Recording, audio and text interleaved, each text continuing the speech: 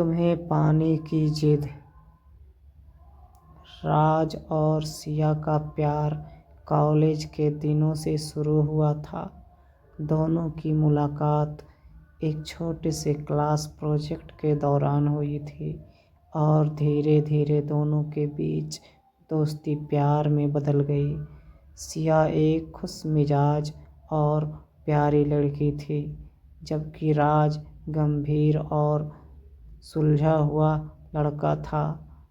उनके व्यक्तित्व एक दूसरे से बहुत अलग थे, लेकिन शायद यही वजह थी कि वे एक दूसरे की ओर खींचे चले गए। समय बीतता गया और दोनों का रिश्ता गहराता गया। राज के दिल में सिया के लिए एक खास जगह बन गई थी और वह उसके बिना अपनी जिंदगी की कल्पना भी नहीं कर सकता था।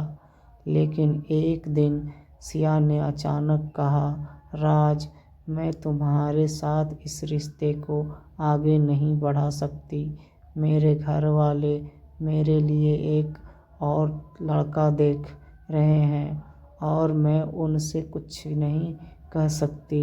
राज के लिए यह सुनना किसी सदमे से कम नहीं था। वह सिया को खोने का सोच भी नहीं सकता था। उसकी आंखों में आंसू आ गए, लेकिन उसने सिया से कुछ नहीं कहा। सिया चली गई, लेकिन राज का दिल उसे पाने की जिद में जलने लगा।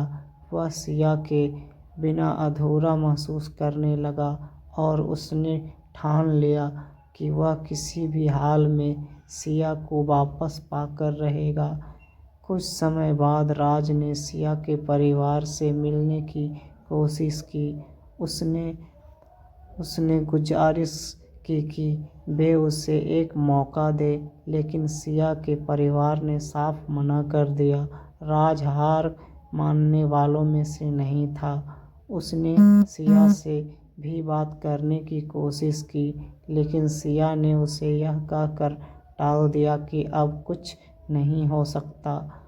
राज ने हार नहीं मानी। उसने सिया को पाने की जिद पकड़ ली। वह सिया के परिवार को मनाने की हर संभव कोशिश करने लगा। उसने अपनी नौकरी में तरक्की हासिल की, अपने परिवार और दोस्तों का समर्थन जुटाया और धीरे धीरे सिया के परिवार को दिखाया कि वह सिया के लिए एक अच्छा जीवन साथी हो सकता है। एक दिन जब सिया का परिवार राज की मेहनत और समर्पण को समझ गया, तो उन्होंने उसे सिया से मिलने की इजाज़त दे दी। सिया के दिल में भी राज के लिए अब भी प्यार था, और जब उसने देखा कि राज ने उसे पाने के लिए कितनी मेहनत की है, तो वह उसे मना नहीं कर पाई। अंत में सिया और राज का प्यार जीत गया। दोनों ने शादी की और राज की सिया को पाने की जिद आखिरकार पूरी हो गई। यह कहानी हमें सिखाती है कि सच्चे प्यार में धैर्य, मेहनत और समर्पण से हर मुश्किल को पार किया जा सकता है।